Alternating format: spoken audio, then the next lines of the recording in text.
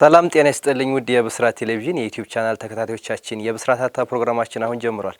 በዛሬ የብስራት ሀታ ፕሮግራማችን የኢትዮጵያ ብሔራዊ ቡድን ከፊቱ ላለበት የዓለም ዋንጫ ማጣሪያ ከግብጽ ብሔራዊ ቡድንና እንዲሁም ደግሞ ከጅቡቲ ብሔራዊ ቡድን ጋር ላለበት የዓለም ዋንጫ ማጣሪያ ጨዋታ ለ24 ተጫዋቾች ጥሪ አድርጓል። በጥሪ ሂደቱ ዙሪያ ያለውን ነገር ምናነሳ ይሆናል። ፕሮግራሙን አዘጋጅተን ወደ እናንተ በማቅረቡ መላኩ ወልደ ሰንበትና እኔ አንተነህ ታረቀ ከመላው የስቱዲዮ ባለሙያዎች ጋር በጋራ በመሆን አብረን ቆይታ የምናደርግ ይሆናል። እስከ ፕሮግራማችን ፍጻሜ ድረስ አብራችሁን ቆዩ።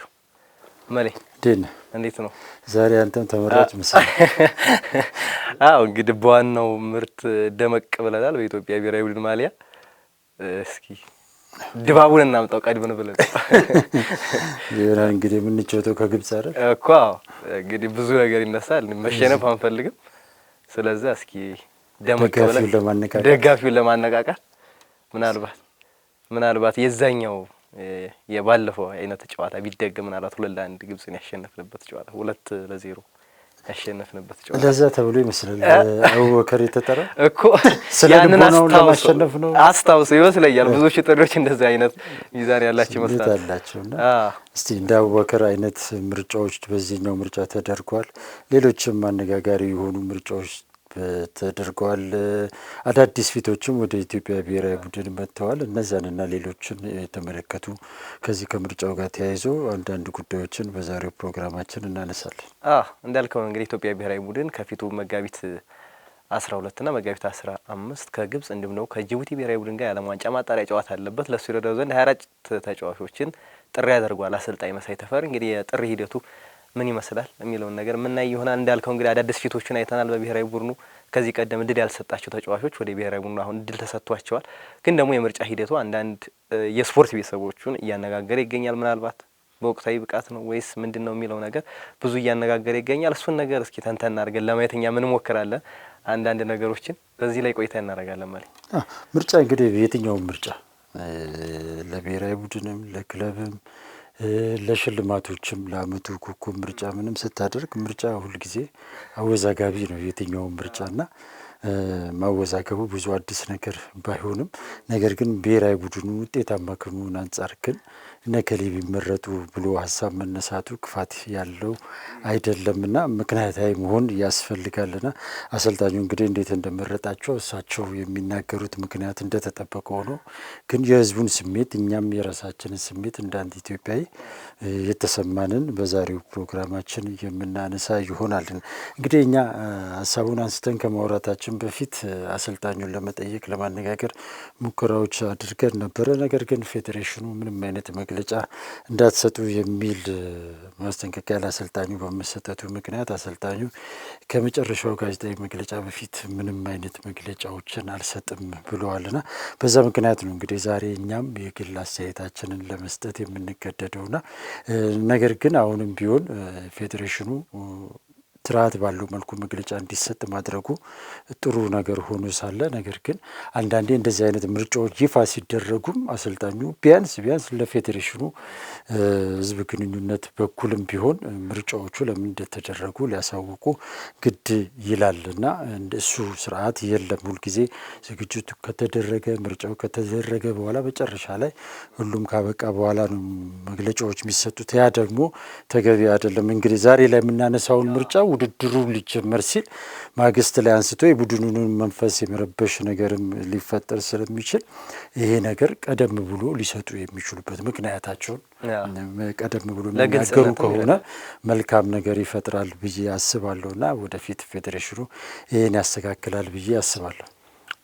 እንግዲህ እንደዚህ አይነት ነገሮች ከመፈጠራቸው በፊት እንደዚህ አይነት ነገሮችን ማድረግ መልካም ነው ማለት ለተጠያቂነትም ጥሩ ነው። እንደዚህ አይነት ነገር ሲነሳ በምን ምክንያት ነው የመረጥኩት በምን ምክንያት ነው ያስቀሩት የሚለውን ነገር ከራስም ለማላቀቅ አሪፍ ነው። እንደዚህ አይነት ነገሮች ቢለመዱ መልካም ነው። እንግዲህ የምርጫ ሂደቱን እስኪ እንመልከተው። አዳዲስ ተጫዋቾች ወደ ብሔራዊ ቡድኑ ጥሪ ተደርጎላቸዋል። በኢትዮጵያ ፕሪሚየር ሊግ የሚጫወቱ ተጫዋቾች በአጥቂ መስመር ላይ እንግዲህ መሐመድ አበራ ለመጀመሪያ ጊዜ ጥሪ ደርሶታል። እንዲሁም በተከላካይ መስመር ላይ አብዱሰላም የሱፍና እንዲሁም የኢትዮጵያ ቡድኑ ወልደማኑኤል ጌቱ ጥሪ ወልደማኑኤል እንኳን ከዚህ በፊት ተመልሷልና ብሩክ ማርቆስ የሀዲያው እና እነዚህ ተጫዋቾች ጥሪ ተደርጎላቸዋል።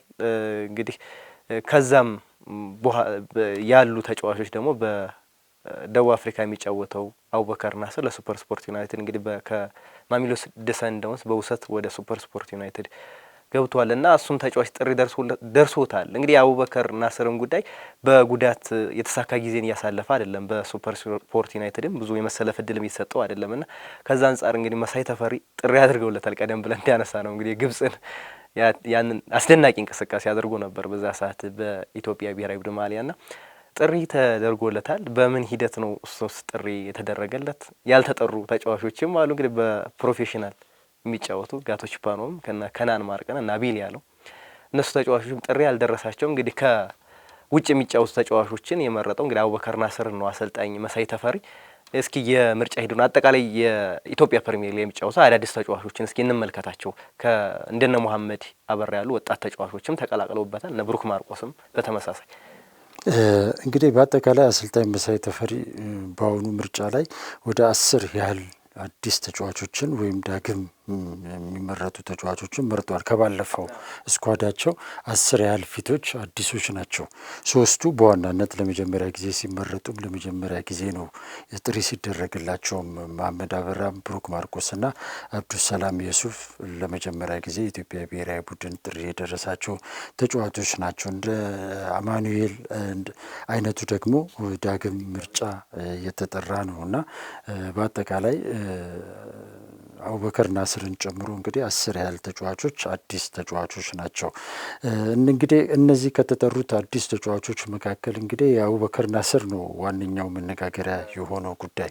አቡበከር ናስር እንግዲህ ከኢትዮጵያ ቡና ጋር ተለያይቶ ወደ ደቡብ አፍሪካ ሊግ ከሄደ ጊዜ ጀምሮ ጥሩ ጊዜን እያሳለፈ አይደለም እና በርካታ ጊዜያትን ያሳለፈው ከመጫወት ይልቅ በሕክምና ላይ ነው እና አሁንም ያለበት ሁኔታ ከሕክምና ጋር ተያይዞ በረፍት ላይ እንዳለ ነው በስፋት የሚነገረው እና እንዲያውም አንዳንድ መረጃዎች በአሁኑ ሰዓት ወደ አሜሪካን ሀገር ለሕክምና ሊሄድ እንደሆነ ሁሉ መረጃዎች እየወጡ ይገኛሉ እና በዚህ ሁኔታ ውስጥ ያለን ተጫዋች እንዴት ወደ ብሔራዊ ቡድኑ ሊጠሩት ቻሉ የሚለው ነገር እጅግ መነጋገሪያ ሆኗል እና በዚህ ጉዳይ ላይ እንግዲህ አሰልጣኙ ለምን እንደጠሩት ፌዴሬሽኑም የአሰልጣኙን ጥያቄ ተቀብሎ ለተጫዋቹ እንዴት ጥሪ እንዳስተላለፈ እንግዲህ ሊያውቁ የሚችሉት መሰረታዊ ምክንያቱን እነሱ ቢሆኑም ካሉ አንዳንድ መረጃዎች አንጻር ግን ምናልባትም እንግዲህ አሁን የምንጫወተው ከግብጽ ብሔራዊ ቡድን ጋር ተያይዞ ከመሆኑ የተነሳ ዛሬ 2-3 ዓመት አካባቢ ግብጽን ስናሸንፍ እንግዲህ ትልቁን ሚና ከተጫወቱት ተጫዋቾች መካከል እንግዲህ አቡበከር ናስር ዋናው ነውና ምናልባት እንግዲህ ለዚህኛው ጨዋታ የአቡበከር ናስር መምጣት አቡበከር ናስር በወቅቱ እንግዲህ ግብጽ ላይ ጎል ማስቆጠሩ ግብጽን ማሸነፋችን ተያይዞ በግብጽ ሚዲያዎች በግብጽ ስፖርት አፍቃሪ ዘንድ ትልቅ ስምና ትኩረት ያገኘ ተጫዋች ከመሆኑ ጋር ተያይዞ ለዚህኛው ጨዋታ ምናልባት ከስነ ልቦና አንጻር ሊረዳን ይችላል ሊጠቅመን ይችላል የሚል ግምትን ተፈጥሮ ካልሆነ በስተቀር በወቅታዊ አቋም አቡበከር ለብሔራዊ ቡድኑ መጠራት አለበት የሚለው ነገር አሳማኝና ብዙዎችን ሊቀበሉት የሚችሉት ጉዳይ አይደለም። የአቡበከር ናስር አሁን ጉዳት ላይ ነው እየተባለ ያለውና ምናልባት እየተጫወተም ቢሆን እንኳ ከረጅም ጊዜ ጉዳት በኋላ ስለሆነ የመጣው የማች ፊትነሱ ጥሩ ደረጃ ላይ ይደርሳል ተብሎ አይታሰብምና መጠራቱ በዛ ደረጃ ላይ ሆኖ እንኳ ቢጠራ መጠራቱ ትክክል ነው የሚል የግል እምነትም የለኝም። እንግዲህ አቡበከር በሀገራችን ከቅርብ ጊዜ በኋላ ከተፈጠሩ ድንቅና ምርጥ አጥቂዎች አንዱ የነበረ ነገር ግን መሄድ ባለበት ልክ ግን መሄድ ያልቻለ እግር ኳስ ተጫዋች ነው አቡበከር ናስር ነው። ወጣት ተጫዋች ነው። ገና መጫወት የሚችልበት ትክክለኛ እድሜ ላይ ነው ያለው። ነገር ግን በዚህ እድሜው ላይ ግን አቡበከር መጫወት ያለበትን ያህል ጨዋታ ሊጫወት አልቻለም እና አቡበከር ለምንድን ነው የማይጫወተው? ለምንድን ነው ተደጋጋሚ ጉዳት የሚያደርስበት የሚለውን ጉዳይ ስትመለከት ምናልባት አጋጣሚውን ተጠቅሜ አንድ ነገር ብል ደስ ይለኛል። ኢትዮጵያውያን ተጫዋቾች ከአቡበከር ናስር በጣም ሊማሩ ይገባል ብዬ ስለማምን ነው ይህን አስተያየት ምሰጠው። አቡበከር እንግዲህ ኢትዮጵያ ውስጥ በሚጫወትበት ወቅት ላይ በጣም ልምምድ ከማይወዱ ኳስ ተጫዋቾች አንዱ ሊባል የሚችል ኳስ ተጫዋች ነው። እኔ በቅርብ አውቀዋለሁ እና ብዙ ጊዜ ልምምዶችን ላይ የመገኘት ባህሪ የለውም። ከልምምድ ይልቅ ጌም በጣም የሚወድ ነው እና ከብዙ ተጫዋቾች ይለያል። አቡበከር ብዙ ተጫዋቾች ጌም ሲደርስ ይፈራሉ፣ መጫወትን አይፈልጉም ምናምንና አቡበከር ናስር ግን ጌም ሲደርስ በጣም አለርት የሆነ ከምንም በላይ ስነ ልቦናው ከፍተኛ የሆነ ተጫዋች ነው። ነገር ግን በዛው መጠን ግን ለዛ ጌም ብቁ የሚያደርጋቸውን ልምምዶች ግን አይሰራም። ብዙ ጊዜ ትንሽ ጉዳት ሲያጋጥመው ከልምምድ ይርቃል። የሚገርም ነገር ከልምምድ ርቆም በዛው አይቀርም። ልክ ጌሙ ሲደርስ አንድ ትሬኒንግ ሲደርስ ደግሞ አለው ብሎ ደግሞ ይመጣል። በዚህ ምክንያት እንደውም ኢትዮጵያ ቡና ውስጥ ታስታውሱ እንደሆነ ብዙ የስፖርት ቤተሰብ ያስታውሳል ብዬ አስባለሁና መጨረሻ አካባቢ ከካሳዬ አራጌ ጋር ተጣልተው ነበር። አላቅም አሁን ላይ እንጂ መልካም ግንኙነት አላቸው ብዬ አላምንም። ካሳዬ አራጌ በኋላ ላይ እንዲያውም አቡበከርን በተደጋጋሚ ካነጋገረውና ካየው በኋላ በፍጹም ብሎ ቤንች ላይ ያስቀምጠው ነበረ። በቃ ልምምድ የሰራ ነው የሚጫወተው እንጂ ያልሰራ ተጫዋች አይጫወትም በሚል አቡበከር ቤንች እንዲሆን ያደርግ ነበር ካሳዬ። በዚህ ምክንያት ከአቡበከር ጋር ወደ ጸብ ሁሉ የሄዱበት ኩርፊያ ውስጥ የገቡበት ሁኔታ ተፈጥሮ ነበር። በአጋጣሚ ግን የሚገርም ነገር አቡበከር ሲቀመጥ ሌሎቹ የሚገቡት አጥቂዎች ግን በሱ ደረጃ አይሆኑም ነበር እና ጎሎች ቡና ለማግባት ይቸገር ነበር። ካሳዬ ግን በፍጹም እኔ ቅድሚያ የሚሰጠው ለዲስፕሊን ነው። ስለዚህ ትሬኒንግ እስካላሟላ ድረስ የፈለገ ነገር ይምጣ አይጫወትም የሚል አቋም ይይዝ ነበርና አቡበከር ደግሞ ምናልባትም የተወሰነች እድል ተሰጥቶ ደግሞ ሲገባ ደግሞ ጎል አስቆጥሮ ይወጣና በዚህ ምክንያት እንደውም ካሳዬ ከአሰልጣኝ ቡድኑ አባላት ጋር ይጋጭ ነበር። በቃ ካሳዬ ይሉት ነበር ረዳቶቹና በቃ ይህ ልጅ ገብቶ የሚያገባልን ከሆነ እኛ ደግሞ ጎል ነው የምንፈልገው፣ ማሸነፍ ነው የምንፈልገው። ስለዚህ ይሰለፍ፣ ግድ የለህም ካሳዬ፣ በቃ ለሌሎቹ አሳይተሃል፣ እድሉን ሰጥተሃል፣ ነገር ግን እንደሱ ግን ውጤታማ የሚያደርገን ሰው ግን የለም በሚል ከካሳዬና ኮቺንግ ስታፎቹ ሁሉ እስከ መጋጨት የደረሱበት ሁኔታ ነገር አለና አቡበከር እዚህ የለመደው ነገርና እዛ ሲሄድ ያገኘው ነገር በጣም የተለያዩ ነገሮች ናቸውና እዛም ሲደርስ የደቡብ አፍሪካ እግር ኳስ ክለብ ሰንዳውንስ ባለሙያዎች፣ ቴክኒካል ስታፎች አቡበከርን በደንብ አጥንተውት ነበር። መጀመሪያ ላይ ምንድን ነው ይህ ልጅ ያለው ፐርፎርም እንዴት ፐርፎርም ያደርጋል እኛ ሀገር ላይ እኛ ቲም ላይ የሚለው ነገር በደንብ ተጠንቶ ነበር ቴክኒካሊ እና በአብዛኛው መመዘኛዎች ቴክኒካሊ አቡበከር ጥሩ ውጤትን ያመገኘው። ነገር ግን የእነሱን ስጋት የነበረው ግን የእኛን የፊትነስ የሊጋችንን የፊትነስ ደረጃ ግን ያሟላሉ የሚል ጥያቄ አስቀምጠው ነበር። ስጋት ነበራቸው ከመጀመሪያው።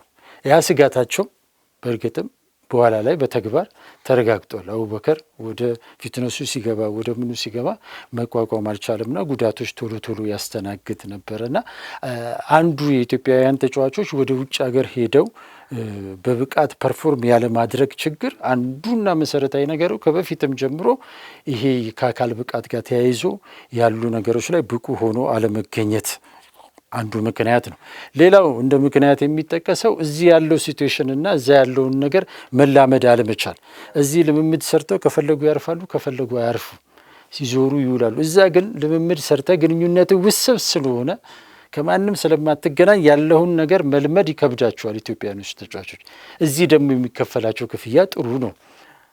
ስለዚህ ያን ያህል ምን አስጨነቀኝ ብለው መቆየትን አይፈልጉምና ቶሎ ብለው ወደ ሀገር ውስጥ ይመጣሉና ይሄ ነገር አቡበከር ላይ የተከሰተ ይመስለኛል። ምናልባት አቡበከር ከዚህ አንጻር ደቡብ አፍሪካ ላይ ብዙ ኢትዮጵያውያኖች ስላሉ እነሱ ጋር የመገናኘት እድል ስለነበረው በዚህ ረገድ ብዙ የተጎዳ አይመስለኝም። ግን እንደ ጎዳው ግን ይሰማኛል።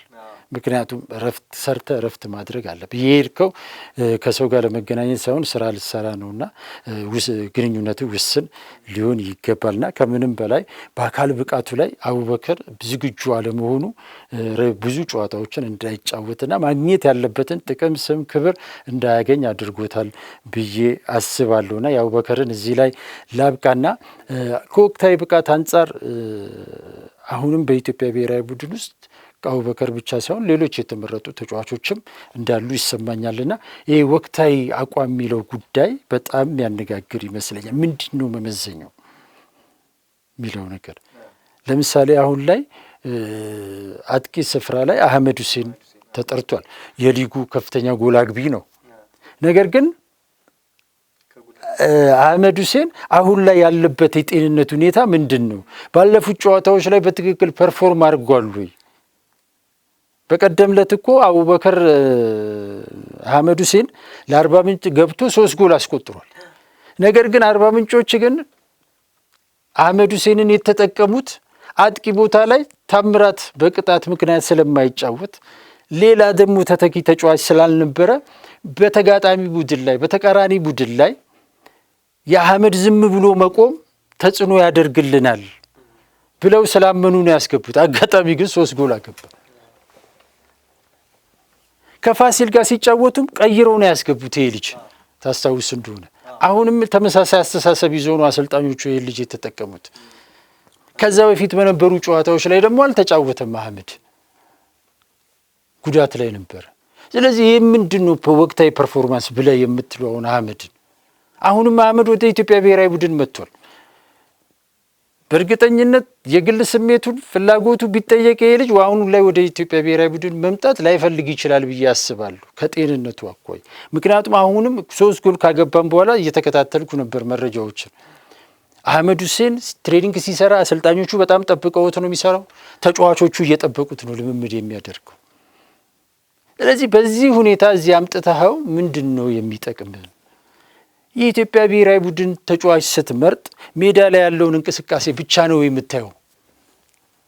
አሁን ክፍተቶች እንዳሉ የምትረዳው ነገር አለ። የኢትዮጵያ ብሔራዊ ቡድን ማለት የክለብ ተጫዋቾች ውጤት ናቸው። ስለዚህ የኢትዮጵያ ብሔራዊ ቡድን አሰልጣኝ የሆነ ሰው በሙሉ እኔ እስከማምነው ድረስ ከክለቦቹ አሰልጣኞች ጋር በቀጥታ ሊገናኝ፣ ሊነጋገር፣ ሊመካከር ይገባል።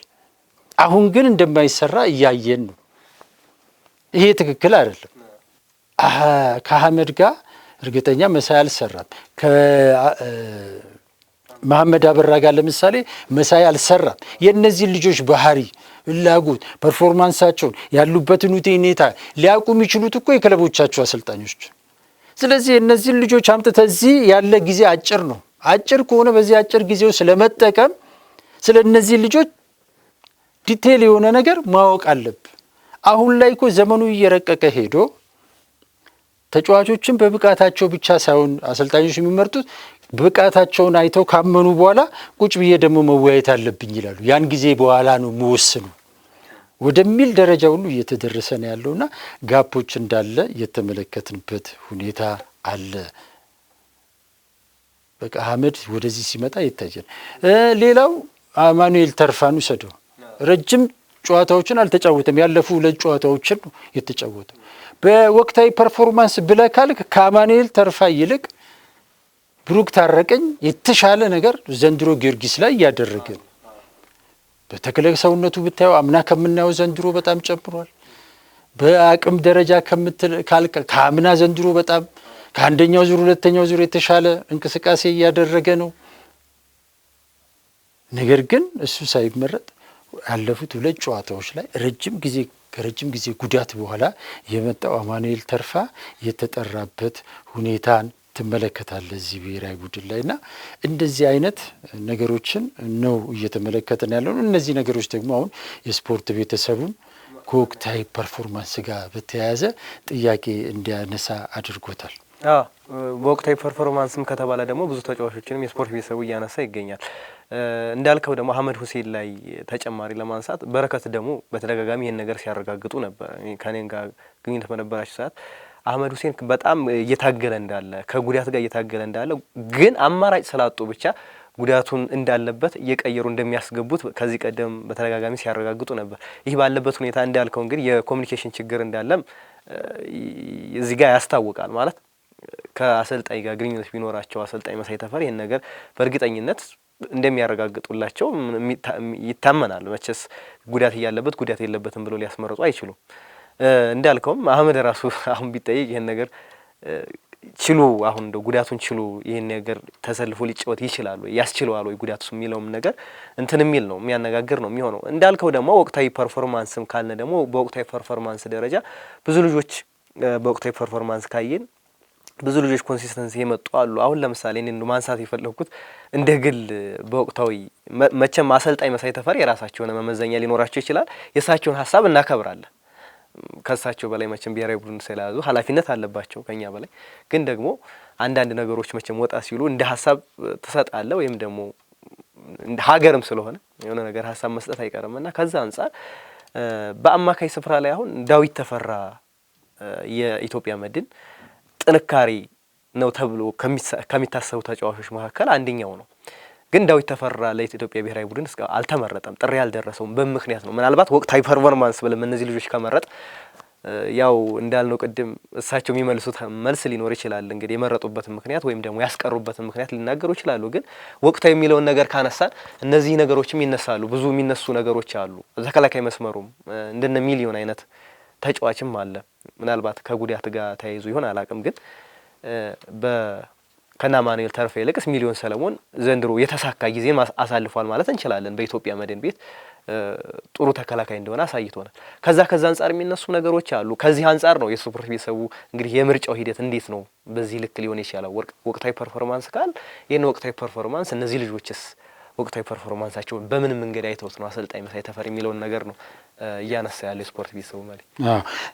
እንግዲህ ያው በየጊዜው ወቅታዊ ፐርፎርማንስን የመረጥ ነው ምናምን የሚለው ነገር እኔ ሁሌ በነገራችን ላይ የአሰልጣኝ መሳይ ተፈሪ ላይ ብቻ የታየ ችግር አይደለም። አሰልጣኝ ገብረመድህንም ውበቱ አባተም ከዛ በፊት አብርሃም የነበሩት አሰልጣኞች ላይ ሁሉ የምታየው ነገር ነው። አሁን የኢትዮጵያ ፕሪሚየር ሊግ ለምሳሌ አንደኛው ዙር አልቆ በአሁኑ ሁለተኛው ዙር ላይ 3 ጨዋታዎች ነው። እዚህ 3 ጨዋታ ላይ አንድ ተጫዋች ጥሩ ከሆነ ብሔራዊ ቡድን ይጠራል። የአንድ ተጫዋች ወቅታዊ ፐርፎርማንስ በዚህ 2-3 ጨዋታ ነው የሚለካው የሚለው ነገር ጥያቄ ያስነሳል። ይሄን ነገር በየጊዜው ስለማይ ነው።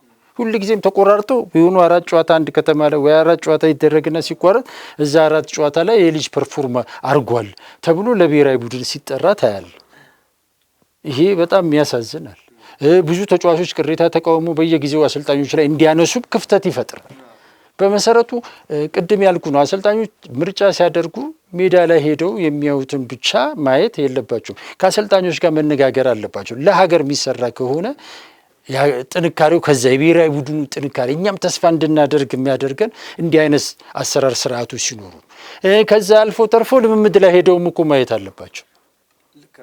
ልምምድ አንዳንድ ትሬኒንጎቹን ተጫዋቾቻቸውን መከታተል አለባቸው።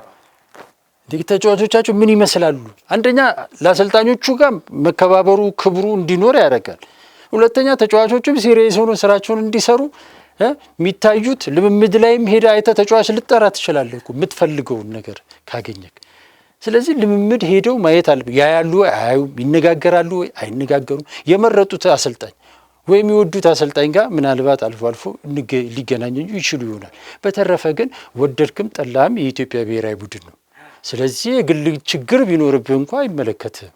ስለዚህ ቅድሚያ መስጠት ያለብህ ለሀገር ነውና ይሄ ግንኙነት ስርዓት መፈጠር አለበት። ከዛ አልፎ ተርፎ እኮ መድረኮች እየተፈጠሩ እኮ ብሔራዊ ቡድኑ እንትን ከማለቱ በፊት አሰልጣኞቹ ከአሰልጣኞች ጋር ቢወያዩ ምን ችግር አለ? እስቲ ለኢትዮጵያ ብሔራዊ ቡድን እስቲ እናንተ ምረጡ። መሳይ 24 ተጫዋች በራሱ መርጧል። እነሱም ሪኮመንድ የሚያደርጉት ካለ ቢሰጡት ምን ችግር አለ? እዛ ድረስ ተናበ መስራት መቻል አለብና ዞሮ ዞሮ ዋናው ነገር አሁን ያነሳ ነው የወቅታዊ ጉዳይ ነውና ወቅታዊ ጉዳይ ከተባለ ይሄ ወቅታዊ ጉዳይ የሚለው ነገር በደንብ መዘንና ግልጽ መሆን አለበት። አሁን አንተ እንደዚህ የጠቃቀስካቸው ተጫዋቾች አሉ፣ ሌሎች ደግሞ የሚጠቅሷቸው ተጫዋቾች ብዙ አሉ። ስለዚህ የሚያነጋግር ስለሆነ ብሔራዊ ቡድን ሀገር ስለሆነ ሁሉም የሚያነሳው ነገር መጥፎ አይደለም። ዞሮ ዞሮ ለብሔራዊ ቡድኑ ጥንካሬ እስከሆነ ድረስ የበለጠ ይህንን ሊያጠብ የሚችል ስርዓት መፈጠር እንዳለበት አምናለሁ። አሰልጣኝ መሳይም ከአሁኑ እንትናቸው ድክመት ወይም ክፍተታቸው አይተው በቀጣይ ያርሙታል ብዬ አስባለሁ። ፌዴሬሽኑም እንደ ፌዴሬሽን ምንድን ነው ክፍተቱ የሚለውን ነገር እንደዚሁ እያጠና እያሻሻለ መሄድ አለበት ብዬ አስባለሁ። ኢትዮጵያ ብሔራዊ ቡድን ተጫዋቾች አሁን ለብሔራዊ ቡድን ተመርጠው መጥተዋል። ሐሙስ ይጀምራሉ። በእርግጠኝነት ሐሙስ ሲጀምሩ ምንም እዚህም ቼክ የሚደረጉበት ሌላ የሕክምና ቴስት የለም።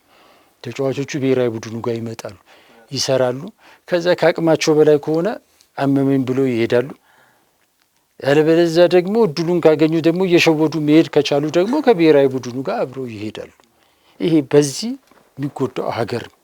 ስለዚህ አሁንም ጤንነታቸው ሁኔታ ምን ይመስላል የሚለው በደንብ ቴስት መደረግ አለበት። እዚህ ከመምጣታቸው በፊት እዛው ክለባቸው ያሉበት ሁኔታ መታየት አለበት። ስለዚህ እነዚህ ስርዓቶች አለመኖር ነው አሁን ከወቅታዊ ፐርፎርማንስ ጋር ተያይዞ ከምርጫ ጋር ተያይዞ ውዝግቦች እንዲነሱ የሚያደርገው። ሌላው ግን እዚህ ጋር ማነሳት ያለብን በዚህ ጉዳይ ላይ ሌላ ጥያቄ ከሌለ አዲስ ከተመረጡት ተጫዋቾች ጋር ተያይዞ ያለውን ነገር ብናነሳ ደስ ይለኛል።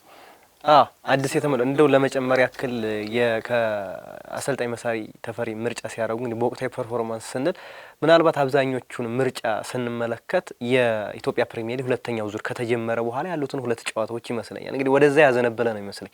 ምናልባት ከአንደኛ ዙር ላይ በወቅታዊ ፐርፎርማንስ ጥሩ ፐርፎርም ያደረጉ ልጆች ነበሩ። እንደዚህ ስናነጻጽር እንደዚህ አይነት ነገር ይመስለኛል እኔ ሳስብ።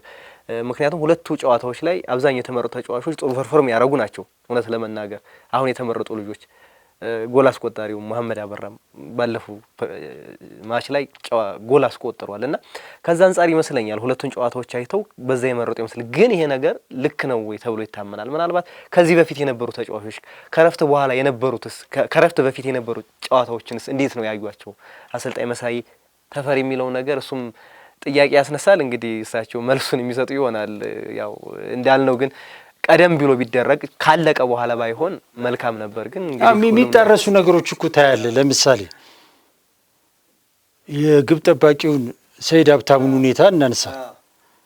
ሰይድ ሀብታሙ እንግዲህ ጋር ተያይዞ በርካታ አሰልጣኞች እኔ ጋር ስልክም ተደውሏል። ከዚህ ከግብ ጠባቂ ጋር ምርጫ ጋር በተያያዘ ቅሬታ ተቃውሞ ያላቸው አሉ። ወቅታዊ ፐርፎርማንስ ከተባለ ከሰይድ ሀብታሙ ይልቅ ሌሎች የተሻሉ ግብ ጠባቂዎች አሉ፣ ስም መጥቀስ ስለማያስፈልግ ነው ብለው የደወሉልኝ የኔ ግብ ጠባቂ ያሉም አሉ። እኛ በደረጃ ከሄድክ በአፈጻጸም ምናምን ከሄድክ እኛ የተሻሉ ግብ ጠባቂዎች የኛ ናቸው ብለው ያሉ አሉ። እውነታውን ስታይ በደረጃ ከሄድክ በሐዋሳ ዝቅተኛ ደረጃ ላይ ነው ያለው። ብዙ ጎል የተቆጠረበት ቡድን ነው። ሀብታሙን ደግሞ እንደ ሀብታሙ በናሽናል ቲም ብቻ ፐርፎርማንሱ ብለህ ካየክ ደግሞ ሀብታሙ በርካታ ጨዋታዎች ላይ ስህተቶችን ብሔራዊ ቡድኑ ላይ ፈጽሟል። ገብቶሃል አይደል? ምርጫ ከአንዳንድ ጊዜ ወቅታዊ ፐርፎርማንስ ምናምን ብለህ ልትሸውድ አትችልም። እምነትህ ነው ዋናው። ከቤንች ላይም ልትመርጥ ትችላለህ። አንተ ጨዋታውን አሸንፋለሁ ብለህ የምትቀይሰው ስትራቴጂ ነው። ለዛ ስትራቴጂ ይሆኑኛል ብለህ ካልክ አንዳንድ ጊዜ ወቅታዊ ፐርፎርማንስም ላትል ትችላለህ። በቃ ለእኔ ያጫወት ብለህ ልትመርጥ ትችላለህ። ሰይድ ሀብታሙ እየተመረጠ ያለው በዚህ ነው። በቃ ካሉ ግብ ጠባቂዎች ለእኔ እንትን እሱ ይሆነኛል ብለው አሰልጣኞቹ ስላመኑ ነው እንጂ ወቅታዊ ፐርፎርማንስ ካልክማ ሰይድ ሀብታሙን ላትመርጠው ትችላለህ። ግን ደግሞ ሐዋሳ ተሸነፈና ሰይድ ሀብታሙ ጥሩ አይደለም ማለት ነው? ሐዋሳ ለመሸነፉ ሰይድ ነው እንዴት ጥፋተኛው ነው? ይሄም መልስ ሊኖረው ይገባል። ገብቷል? የሰይድ ፐርፎርማንስ ነው ወይ ሐዋሳን እየተሸነፈ ያለው ወይም አሁን ላለበት ደረጃ እንዲደርስ ያደረገው የሚለውንም በደንብ ማየት አለበት። ለዚህ ነው በደንብ ጥንቃቄ መደረግ ያለበት ምርጫዎች ሲደረጉ። ሁሉንም ልታሳምን አትችል፣ ግን አብዛኛውን ሰው ግን ሊያሳምን የሚችል ስርዓት ግን ልትሄድ ይገባል። በተለይ አሰልጣኞቹ ረጅም ርቀት ሊሄዱ ይገባል። ለዚህ ነው እኮ አሰልጣኝ መሳይ ተፈሪ የማንንም ክለብ ማሰልጠን አይችሉም ተብለው የብሔራዊ ቡድን አሰልጣኝ የሆኑት። ልክ አሁን እንደሚደረገው ልክ የብሔራዊ ቡድኑ ጨዋታ ሲደርስ 3 ጨዋታ ሲደርስ አዳማ ሄደው ጨዋታ አዩ። ከዛ በፊት የነበሩ ጨዋታዎች ላይ ግን የሉም። ስህተት ነው። በቃ ብሔራዊ ቡድኑ ተቀጥሯቸዋል። 24 ሰዓት የብሔራዊ ቡድኑ ሰራተኛ ናቸው። ጨዋታ ኖረ አልኖረም የከፍተኛ ሊጉንም የፕሪሚየር ሊጉንም ምናምን ቁጭ ብለው ማየት መስራት መቻል አለባቸው። ግዴታቸው ነው። ፌዴሬሽኑ ይህን ግዴታም ለአሰልጣኞቹ ሊያስቀምጥ ይገባል። አሰልጣኞቹ ሜዳ ጨዋታ ብቻ መምረጥ አለ። ቢሮም ገብተው እኮ የወረቀት ስራ ሊሰሩ ይገባል። ቢሮም ሊሰጣቸው ይገባል። ግን የብሔራዊ ቡድኑ አሰልጣኝ ቢሮ የላቸውም። አየር በአየር ነው የሚሰሩት። በጣም የሚያሳፍረው ነገር ይሄ ነው። የክለብ አሰልጣኞቻችን ቢሮ የላቸውም። የብሔራዊ ቡድኑ አሰልጣኝ ቢሮ የለውም። በቃ ጨዋታ ሲኖር ብቻ ይመጣሉ፣ ይቀርባሉ። ይሄ ስህተት ነው። ስለዚህ የዕለት ተዕለት ስራቸው ነው ከአሰልጣኞቹ ጋር በስልክ በአካል በምን መገናኘት ይጠበቅባቸዋል። ስለዚህ እነዚህ ርቀቶች አለመሄዳቸው ብዙ ጊዜ ምርጫዎቹን ጥያቄ ምልክት ውስጥ ያስገባል። አሰልጣኞቹም እዚህም እዛም እንዲረግጡ ያደርጋቸዋል። ምክንያቱም ተረጋግተው አይሰሩም። ብዙ ነገሮችን አያዩ። የተወሰነች ነገር ነው የሚያዩት። ይህ ወቅታዊ ፐርፎርማንስ ነው ይላል። ከዛ ለማምለጥ አንተን ወቅታዊ ፐርፎርማንስ አለክ። እሺ ሰይድ ሀብታሙንስ ምንድን ነው የምትለው ስጠይቅ መልስ ሊኖሩ ይገባል በደንብ እና ከዚህ አንጻር እኔ ተገቢው ትኩረትና ጥንቃቄ ተሰርቶ ያለ መሰራት ችግር እንዳለ ነው ማምኑና በቀጣይ ይህን ነገር ያስተካክሉታል ብዬ አስባለሁ። ወደ አዲስ ተመራጮቹ ስንሄድ እንግዲህ ብሩክ ማርቆስ ሀዲያ ሆሳዕናን በተለይ አንደኛው ዙር ላይ የቲሙ በጣም ቁልፍ ተጫዋች ሞተር ተጫዋች ሆኖ አገልግሏል። መመረጡ ብዙ የሚበዛበት ምናምን ነገር አይሆንም። ምናልባት ባለፉት 3 ጨዋታዎች ላይ ከጉዳት አሁን እሱም አንዱ የምጠቅሰው ተጫዋች ነው። አሁን ፐርፎርም በደንብ አድርጓል ወይ ካልከኝ አሁን ላይ ያለፉት ጨዋታዎች ላይ የምታነሳቸው ጥያቄዎች አሉ። መጀመሪያ ዙር ላይ ካየነው አንጻር ብሩክንም ነገር ግን መጀመሪያው ዙር ላይ ጥሩ ነገር አድርጓል። አሁን ላይ ግን የነበረው ጥያቄ የምታነሳባቸው ሁኔታዎች ለምን ስትል ምክንያት አለው ከጉዳት ስለመጣ ተጫዋቹና ከዛ ጋር ተያይዞ ትንሽ ጥያቄ የሚነሳበት ጉዳይ ቢኖርም ግን እንደ አቅም ግን ወደፊት እዛ ቦታ ላይ ረከቡ ከሚችሉ ተጫዋቾች ግን አንዱ እንደሆነ ግን መናገር ይቻላል። ቅዱስ ሰላም ፊት ከኋላ መስመር ላይ የመዳን የሱፍ ታናሽ ወንድም በጣም ድንቅ የሆነ ኳስ ተጫዋች ነው። ወደፊት ግራ መስመሩ የሱ እንደሆነ ብዙ በደንብ ይቻላል እና አቅሙ፣ ድፍረቱ፣ የኳስ ክህሎቱ በጣም ድንቅ ሊባል የሚችል ኳስ ተጫዋች ነውና የሱም በዚህ ብሔራዊ ቡድን ውስጥ መካተት ቢያንስ ለሞራሉ ትልቅ ነገር ይፈጥርለታል ብዬ አስባለሁ። እሱ ቦታ ላይ አሁን ላይ ያሬድ ካሳዬ በምኑ እንደሱ ወጣት ተጫዋች ነው። ያሬድም ከአብዱሰላም የተሻለ ልምድ አለውና እሱ ሊሰለፍ ይችላል የሚል ግምት ቢኖርም ነገር ግን ብሔራዊ ቡድኑ ጋር ደርሶ መምጣት በአንደኛ የምትመረጠው ለመጫወት ብቻ አይደለም ቡድኑን እንድታገኝ ስለሆነ መመረጡ ለሱ በጣም ድንቅ ነው ብሎ ማለት ይቻላል። ዘንድሮ እንግዲህ የኢትዮጵያ ፕሪሚየር ሊግ ላይ ክስተት ሆኖ የቀረበው የኢትዮጵያ መድኑ መሐመድ አበራ ነው። መሐመድ አበራ እንግዲህ በዘንድሮ የውድድር ዘመን ለኢትዮጵያ መድን በኢትዮጵያ ፕሪሚየር ሊግና በኢትዮጵያ ጥሎ ማለፍ ዋንጫ ውድድሮች ላይ 8 ያህል ጎሎችን አስቆጥሯል። ኢትዮጵያ መድን በኢትዮጵያ ጥሎ ማለፍ 8 ውስጥ እንዲገባ ባለፉት 2 ጨዋታዎች ላይ ወሳኝ የሚባሉትን ጎሎች ያስቆጠረው መሐመድ አበራ ነው። በኢትዮጵያ ፕሪሚየር ሊግ ላይም እንግዲህ ዘንድሮ ሳይጠበቅ 6 ያህል ጎሎችን በማስቆጠር ኢትዮጵያ መድን እንግዲህ ከፊት እንዲቆም ትልቁን ሚና እየተጫወተ ይገኛል። መሐመድ አበራ እንግዲህ ወጣት የሚባል እግር ኳስ ተጫዋች ነው።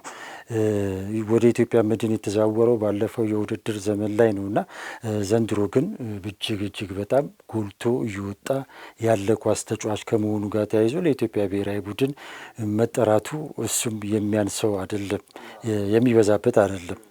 መሐመድና ዘንድሮ ላይ ጥሩ ሊባል የሚችል ወጣት ተጫዋች ነው በኢትዮጵያ ፕሪሚየር ሊግ ላይ ያየ ነው። እንግዲህ የኢትዮጵያ ብሔራዊ ቡድን ለማጠቃላይ ያክል የኢትዮጵያ ብሔራዊ ቡድን የፊታችን መጋቢት 12 ከግብጽ ጋር ነው ጨዋታው የሚያደርገው። ከዛ በኋላ እንግዲህ ከ3 ቀን በኋላ መጋቢት 15 ከጅቡቲ ጋር ያደርጋል። እንግዲህ አሰልጣኝ መሳይ ተፈሪ ብሔራዊ ቡድኑን እየመሩ እንግዲህ ኦልሬዲ እንግዲህ አሁን ይሄ 6ኛ ጨዋታቸው ይመስለኛል። እንግዲህ በ6 ጨዋታቸው 1 ጨዋታ አሸንፈዋል። እንግዲህ ወደፊትስ ምን ይገጥማቸዋል? እንደው ጠቅለል አድርገን ለመውጫ ያክል እንግዲህ ከመግለጫ በኋላ ደግሞ የምናነሳው ሀሳብ ይኖረናል። መቼስ በአጠቃላይ ስለ ጨዋታው ለማንሳት ያክል ምናልባት ተጋጣሚያችንም ግብጽም ስለሆነች ከኳሱም በዘለለ ብዙ አይነት ነገሮች የሚመነዘሩበትም ስለሆነ እንግዲህ ብዙ ነገር ይጠበቃል። እነሱ እንግዲህ ያቺን የ2-0 ሽንፈት ለመበቀል በደንብ ተዘጋጅተው የሚመጡ ይመስለኛል።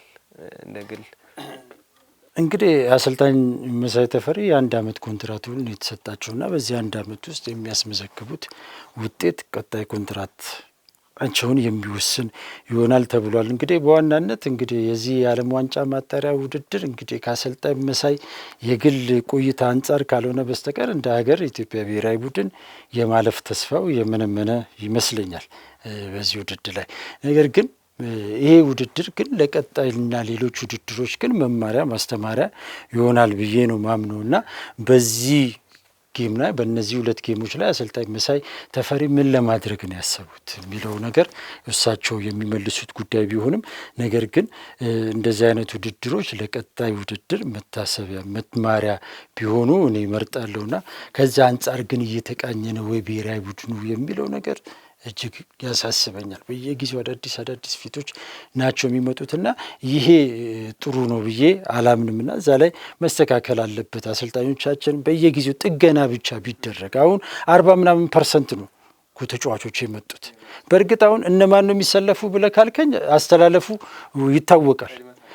ምናልባት ዝም ብለህ አሁን ፌዴሬሽኑ ይፋ ያደረገውን የስም ዝርዝር ምናምን ብታይ ከግማሽ በላይ የሚሆኑትን አሰላለፉን ሁሉ አስቀምጦታል። በየት በኩል እንደሆነ በዚህ በቀኝ በኩል ብዙዎቹ በዛ በኩል አሉ። ዝርዝሩን መመልከት ይቻላልና እነማን እንደሚሰለፉ ይታወቃል።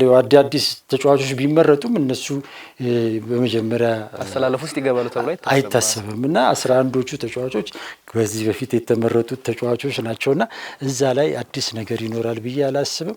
ነገር ግን እንዳጠቃላይ አሰልጣኝ መሳይ ተፈሪ የሆነ ቦታ ላይ ረግጠው ቅርጽ ያለው ብሔራዊ ቡድን ቢያስመለክቱንና ቀጣይ አፍሪካ ዋንጫ አለ። የአፍሪካ ዋንጫ ውድድርን ደግሞ እኛ እናዘጋጃለን እየተባልን ነው። ስለዚህ እዛ ውድድር ላይ ለመቅረብ በእነዚህ ቀጣይ የአፍሪካ ዋንጫ ውድድሮች ላይ የምናስመዘግባቸው ውጤቶች እጅግ በጣም ወሳኝ ናቸውና እዛ ላይ ታርጌት ተደርጎ በደንብ ታቅዶ ቁጭ ተብሎ ተሰርቶ እዛ ላይ ቢሰራ መልካም ነው ብዬ ነው የምንለው ማስበው። አፍሪካ ዋንጫ እናዘጋጃለን ብለን ካሰብን በቃ ውድድሮቻችን በሙሉ ትኩረት የሚያደርግ ያለባቸው አፍሪካ ዋንጫ ላይ ከማዘጋጀታችን በፊት ስለ መቅረብ መሆን አለበትና ከዛ አንጻር በደንብ ተሰርቷል ብዬ አላስብም። አሁንም በስሜት በሞራል ዝም ብለን አፍሪካ ዋንጫ እንገባለን። ሁሉም አሰልጣኞች ሲመጡ አፍሪካ ዋንጫ መግባት ዓለም ዋንጫ 10 ውስጥ እንትን ማለት ምናምን ነው የሚባለውና ቁጭ ብሎ በደንብ የተሰራ ስራ የለም ብዬ አስምናለሁ። እዛ ላይ አሁንም ጊዜው ስላልረፈደ እዛ ላይ ቢሰራ መልካም ነው ብዬ ነው ማለት።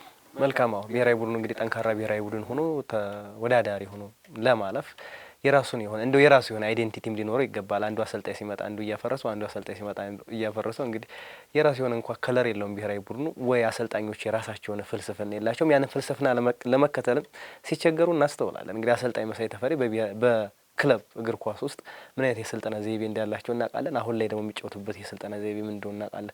ከዛ አንጻር እንደው የራሳቸው የሆነ እንዳልከው ረጋ ተብሎ ታስቦበት ብሔራዊ ቡድኑ ጠንካራ ሆኖና ተወዳዳሪ ሆኖ እንዲያልፍ የምንፈልገውን አይነት ብሔራዊ ቡድን ለማውጣት እንግዲህ የኢትዮጵያ ሕዝብ እግር ኳስ ይወዳል ተብሎ ብቻ መታለፍ ሳይሆን እንግዲህ የራሱን የሆነ ደግሞ ለዚህ እግር ኳስ ለሚወዱ ማህበረሰብ ደግሞ የራሱ የሆነ የሚኮራበት አይነት ብሔራዊ ቡድን ቢኖረው ይታሰባል። ሁሉም ያስባል ይሄን ነገር ግን እንዳልከው ወረቀት ላይ ብቻ ሳይሆን አጠቃላይ መሬት ላይ ወርዶ በተግባር ወርዶ ጥሩ የሆነ አሰራር ተሰርቶ የምንፈልገውን አይነት ብሔራዊ ቡድን የምንፈልገውን ሀገራችን የሚያስጠራ ብሔራዊ ቡድን እንድናይ እንፈልጋለን።